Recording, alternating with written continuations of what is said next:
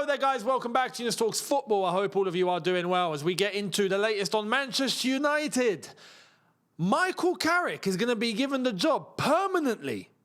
Well. We've got a few things to uncover then. Now, is this a good thing or a bad thing? Well, I'm about to tell you. But before we get cracking, make sure you head to the description. In there, you'll find links to Rumble. Make sure you go and follow the Younes Talks Football page on Rumble, right? We are branching out over there too. Facebook, as well as all other social links that you'll find in there. Much appreciated. Knock yourselves out. And talking about knocking yourselves out, for a very limited time, you can get 15% off with YTF15 over at okjosie.com. Go and get ready for the World Cup. Go and get ready for all the shenanigans that are going to kick off this summer with all the current and retro shirts that you guys can get for yourselves. I do recommend, if you know your UK size, go one size up, and that will be perfect for you. That's from my experience and a few others as well, so I do recommend that. Now, enjoy. Let's get cracking. Michael Carrick. It's rumoured, and it's in the news today, that apparently he's going to be getting the Manchester United job full-time. Is this a good thing or a bad thing? I got to be honest. I don't want to write it off, okay? And I'll tell you why. But at face value, it's a bad thing. Let's just be honest, yeah? At face value, the Manchester United manager should be an established top elite level manager. That's just how it should be, right? Now, he's had a good portion since coming in as caretaker to take Manchester United to where they are in the league. Some good results. Since Amrim, we have seen Man United play better. We've seen them more dynamic. We've seen them be more clinical. And we've seen them use a lot more of their attacking players efficiently.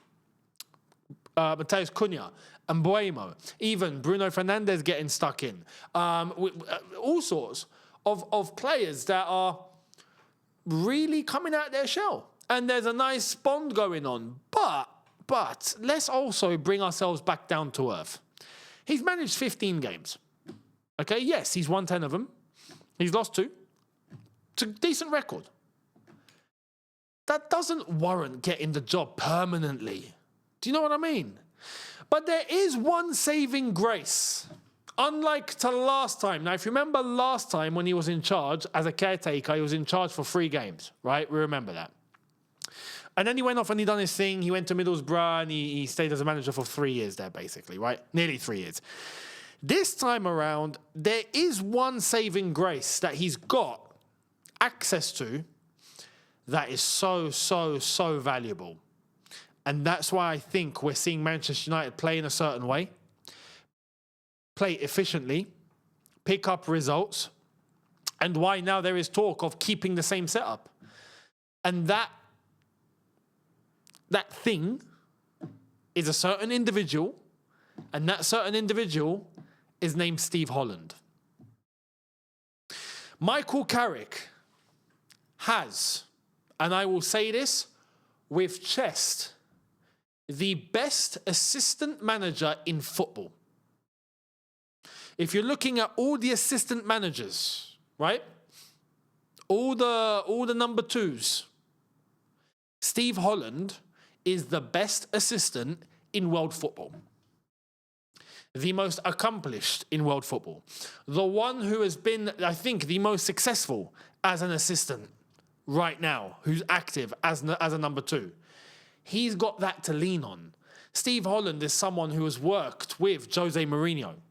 Steve Holland is someone who has worked with Antonio Conte. Steve Holland has been around the block quite a few times. You know what? I'm going to dig this up properly, right?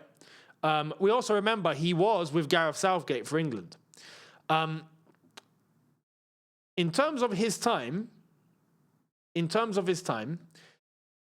he's done Chelsea since 2009, where he was reserve team manager, right? And then got called up to become assistant under AVB. So he was an assistant under Di Matteo when Di Matteo won the Champions League. So it's a bit of a parallel here. You know, as someone that came in as a caretaker, Steve Holland was there. Let's be honest, there was Eddie Newton as well there under Di Matteo, if you remember. But since that point, He then continued under Benitez. He then continued when Jose Mourinho walked back in, and he was there for the whole thing. Gus Hiddink for a little bit, and then Antonio Conte. We have seen Premier League winning sides. After Antonio Conte, he then went over to the England team to join Gareth Southgate, and since then has been with Gareth Southgate. And to be fair, we've seen what England have done with Gareth Southgate. Do you realise the constant here? There's a constant that behind all of these managers, right? And whether they go all the way because they are elite managers, Mourinho, Conte, we see. But even the ones that were like, Di Matteo, even Gareth Southgate. No one really rates Gareth Southgate in terms of I mean, we never really got across the line.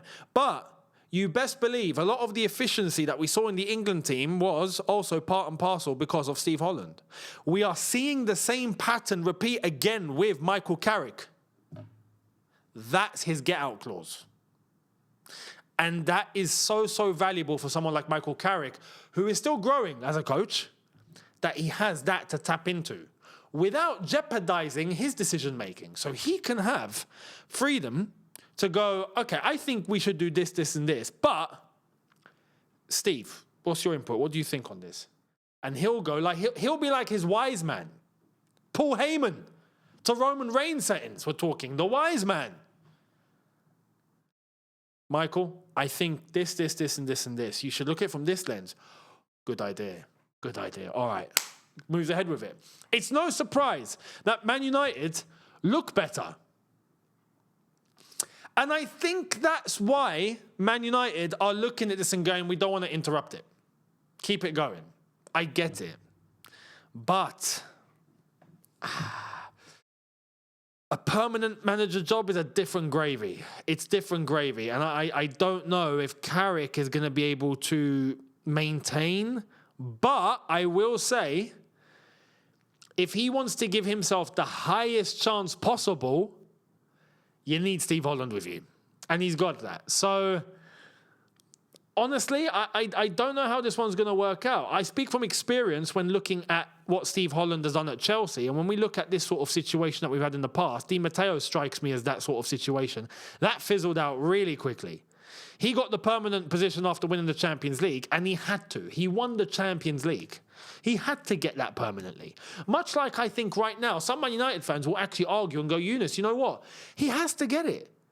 He's taken United to third, solidified Champions League football, with the crashing season that they were having under Amorim, stabilised things pretty well.